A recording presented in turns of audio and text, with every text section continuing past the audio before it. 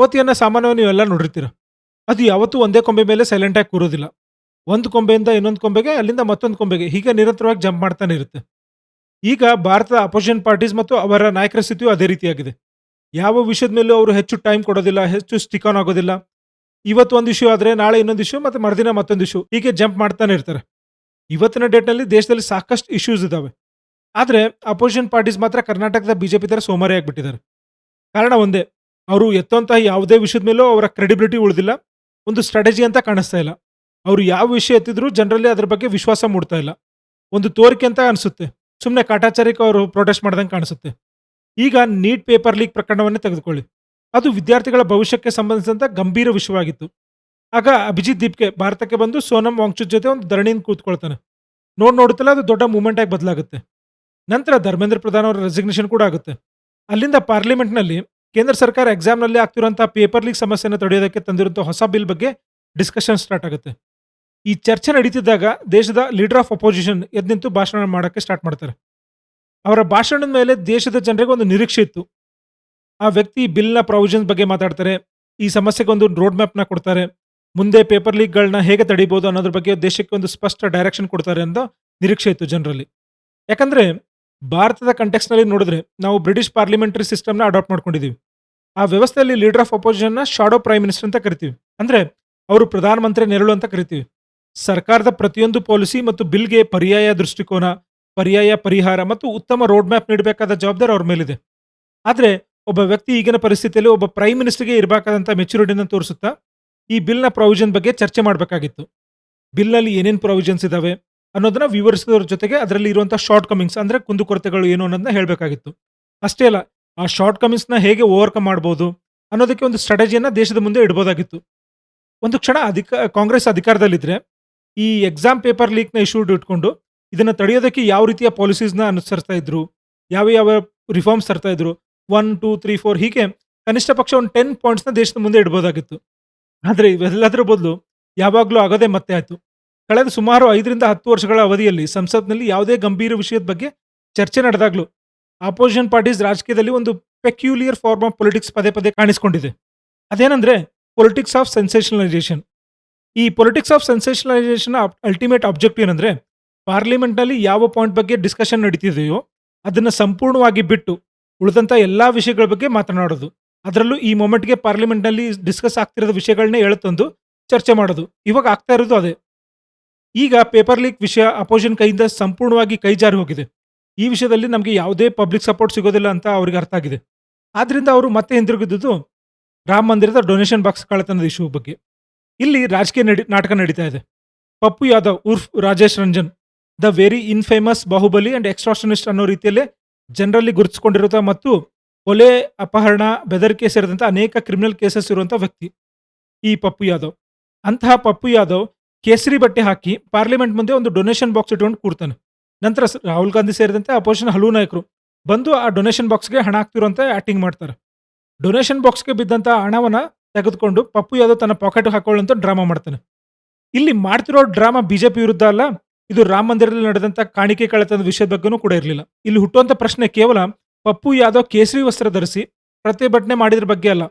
ಪ್ರಶ್ನೆ ಅದರ ಸಿಂಬಲಿಸಂ ಬಗ್ಗೆ. ಒಂದು ರಾಜಕೀಯ ಪ್ರತಿಭಟನೆ ನಡೆಸೋದಕ್ಕೆ ಪ್ರತಿಯೊಬ್ಬರಿಗೂ ಒಂದು ಹಕ್ಕಿದೆ. ಆದ್ರೆ ಅದು ನಿರ್ದಿಷ್ಟ ಧಾರ್ಮಿಕ ಸಂಪ್ರದಾಯವನ್ನ ಮತ್ತು ಅಥವಾ ಸಾಧು ಸಂತರ ಪ್ರತೀಕವನ್ನ ಬಳಸಿಕೊಂಡು ರಾಜಕೀಯ ಸಂದೇಶ ನೀಡುವುದು ಸರಿಯೇ ಎಂಬ ಪ್ರಶ್ನೆ ಸಹಜವಾಗಿ ಮೂಡುತ್ತೆ ಎಲ್ಲರಲ್ಲೂ. ಇಲ್ಲಿ ಇನ್ನೊಂದು ಪ್ರಶ್ನೆ ಬರುತ್ತೆ. ಇದೇ ರೀತಿಯ ಸಿಂಬಾಲಿಕ್ ಪ್ರೊಟೆಸ್ಟ್ ಅನ್ನ ಯಾವುದೇ ಮಸೀದಿ ಅಥವಾ ಚರ್ಚ್‌ಗೆ ಸಂಬಂಧಿಸಿದ ವಿವಾದದ ಸಂದರ್ಭದಲ್ಲಿ ಮಾಡ್ತಾರಾ ಇವರು? ಒಬ್ಬ ಮೌಲ್ವಿಯ ಉಡುಪನ್ನ ಧರಿಸಿ ಅಥವಾ ಚರ್ಚ್ ಫಾದರ್‌ನ ವೇಷ ಧರಿಸಿ ಇದೇ ರೀತಿಯ ಪ್ರತಿಭಟನೆ ನಡೆಸೋ ಧೈರ್ಯವನ್ನು ಇವರು ತೋರಿಸ್ತಾರಾ ನಾಳೆ ಇನ್ನೇನಾದ್ರೂ ಸ್ಕ್ಯಾಮ್ ಆದ್ರೆ? ಇಂತಹ ವಿಷಯಗಳಲ್ಲಿ ಪರ್ಟಿಕ್ಯುಲರ್‌ಲಿ ಎಲ್ಲ ಧರ್ಮಗಳ ಪ್ರತೀಕಗಳಿಗೂ ಒಂದೇ ರೀತಿಯ ಗೌರವನ ಕೊಡಬೇಕು. ರಾಜಕೀಯ ಭಿನ್ನಾಭಿಪ್ರಾಯ ಇರಬಹುದು ಇಲ್ಲಿ. ಸರ್ಕಾರವನ್ನ ಟೀಕಿಸಬಹುದು ನೀವು. ಪ್ರತಿಭಟನೆ ನೀವು ಎಲ್ಲಿ ಬೇಕಾದ್ರೂ ಮಾಡಬಹುದು. ಅದು ಪ್ರತಿಯೊಬ್ಬರ ಹಕ್ಕು ಕೂಡ. ಆದ್ರೆ ರಾಜಕೀಯ ಪ್ರತಿಭಟನೆಯಲ್ಲಿ ಧಾರ್ಮಿಕ ವೇಷಭೂಷಣ ಅಥವಾ ಧಾರ್ಮಿಕ ಪ್ರತೀಕಗಳನ್ನು ಬಳಸೋದು ಎಷ್ಟು ಸರಿ?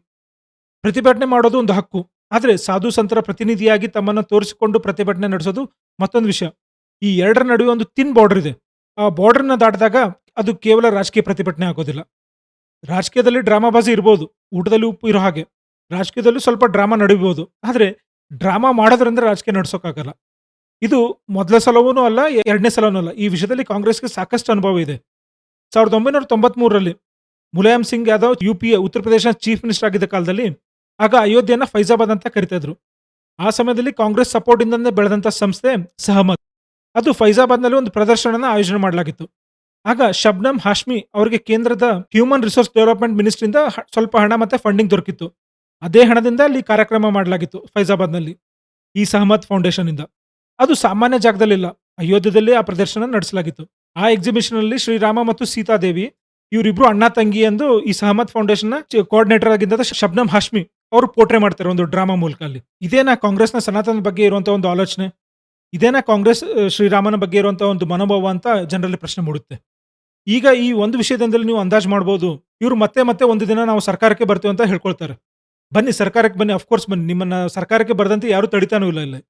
ಈ ಹಿಂದೆ ಕೂಡ ನಿಮ್ಮ ಸರ್ಕಾರ ಇತ್ತು. ಆದ್ರೆ ಈ ಮುಂದೆ ಸರ್ಕಾರ ಬರ್ಬೇಕಂದ್ರೆ ಮೊದಲು ನಿಮ್ಮ ಇಂಟೆನ್ಷನ್ಸ್ ಕ್ಲಿಯರ್ ಆಗಿರಬೇಕು. ಕಾಂಗ್ರೆಸ್‌ನ ಈ mentality and this kind of protest ಜನರ ನಡುವೆ ಒಂದು ಬಾಂಡಿಂಗ್ ಇದೆಯಲ್ಲ ಅದನ್ನ ಬೆಳೆಯೋಕೆ ಸಾಧ್ಯನೇ ಇಲ್ಲ ಈ ರೀತಿ ಮಾಡೋದ್ರಿಂದ.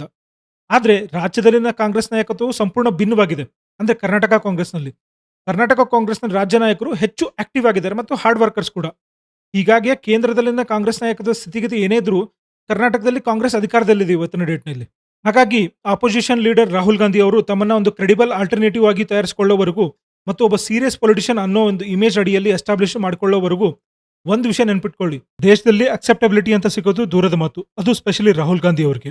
ನಿಜ ಹೇಳ್ಬೇಕಂದ್ರೆ ನಿಮ್ಮ ಪೊಲಿಟಿಕ್ಸ್ ಕರಿಯರ್‌ನಲ್ಲಿ ನೀವು ಈಗಾಗಲೇ ಒಂದು ಅಚೀವ್ ಮಾಡಿರೋಂಥ ಹೈಯೆಸ್ಟ್ ಪಿನಾಕಲ್ ಪಾಯಿಂಟ್ ಅಂದ್ರೆ ಲೀಡರ್ ಆಫ್ ಅಪೋಸಿಷನ್ ಸ್ಥಾನ. ಆದ್ರೆ ಇದೇ ರೀತಿ ಮುಂದುವರೆದ್ರೆ ನೀವು ಮುಂದಿನ ಸಲನೂ ಈ ಪಿನಾಕಲ್ ಪೊಸಿಷನ್ ಮೇಲೂ ನೀವು ಇರ್ತೀರಾ ಅನ್ನೋದು ಯಾವುದೇ ಗ್ಯಾರಂಟಿ ಇಲ್ಲ. ನಿಮ್ಮಿಂದ ಕನಿಷ್ಠ ಸ್ವಲ್ಪ ಮೆಚುರಿಟಿ ಆದರೂ ಇರುತ್ತೆ ಅಂತ ನಾನು ನಿರೀಕ್ಷೆ ಮಾಡಿದ್ದೆ. ಆದ್ರೂ ನಿಮ್ಮ ರಾಜಕೀಯದಲ್ಲಿ ಸ್ವಲ್ಪ ಬದಲಾವಣೆ ಬರುತ್ತೆ ಅಂತ ನಾನು ಅನ್ಕೊಂಡಿದ್ದೆ. ಆದ್ರೆ ಬಿಡಿ, ನಿಮ್ಮಿಂದ ಅಂತ ನಿರೀಕ್ಷೆ ಇಟ್ಕೊಳ್ಳೋದು ಇಸ್ರೇಲ್ ನಾಳೆ ಇರಾನ್ ಮೇಲೆ ಬಾಂಬ್ ಹಾಕಲ್ಲ ಅಂತ ನಿರೀಕ್ಷೆ ಇಟ್ಕೊಂಡ ಹಾಗಾಯ್ತು ನನಗೆ. ಒಂದು ವಿಷಯ ಮಾತ್ರ ಚೆನ್ನಾಗಿ ಅರ್ಥ ಮಾಡ್ಕೊಳ್ಳಿ.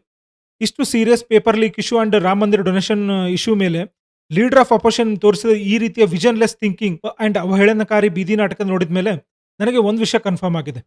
ಈ ಸರ್ಕಾರದಲ್ಲಿ ಕೊರತೆಗಳು ಎಷ್ಟೇ ಇರಬಹುದು, ಸಾಕಷ್ಟು ತಪ್ಪುಗಳು ಇರಬಹುದು. ಆದ್ರೆ ಈ ದೇಶ ಇವತ್ತಿನ ದಿನಕ್ಕೆ ಆಲ್ಟರ್ನೇಟಿವ್ ಅಂತ ಈ ಅಪೋಸಿಷನ್ ಆಯ್ಕೆ ಮಾಡೋ ಹಂತಕ್ಕೆ ಇನ್ನೂ ಬಂದಿಲ್ಲ ಅನ್ನೋದು ನನ್ನ ಪರ್ಸನಲ್ ಬಿಲೀಫ್. ನಿಮ್ಮ ಬಿಲೀಫ್ ಬೇರೆ ಇರಬಹುದು. ಅದಕ್ಕೆ ನಾನು ಗೌರವ ಕೊಡ್ತೇನೆ. ಈ ದೇಶವನ್ನ ಮುಂದೆ ಕೊಂಡೊಯ್ಯಬಲ್ಲ ರೆಸ್ಪಾನ್ಸಿಬಲ್ ಲೀಡರ್ ಅಂತ ಮುಂದೆ ಆಯ್ಕೆ ಮಾಡಬಹುದು ಅನ್ನೋಷ್ಟು ಕ್ರೆಡಿಬಲ್ ಲೀಡರ್ ಆಗಿ ರಾಹುಲ್ ಗಾಂಧಿ ಅವರು ಬೆಳೆದಿಲ್ಲ ಇವತ್ತಿನ ಡೇಟ್‌ನಲ್ಲಿ. ಇದು ನನ್ನ ಪರ್ಸನಲ್ ಬಿಲೀಫ್. ಈ ವಿಷಯದ ಬಗ್ಗೆ ನಿಮ್ಮ ಅಭಿಪ್ರಾಯ ಏನು? ಕಮೆಂಟ್‌ನಲ್ಲಿ ತಪ್ಪದೇ ತಿಳಿಸಿ. ಧನ್ಯವಾದಗಳು.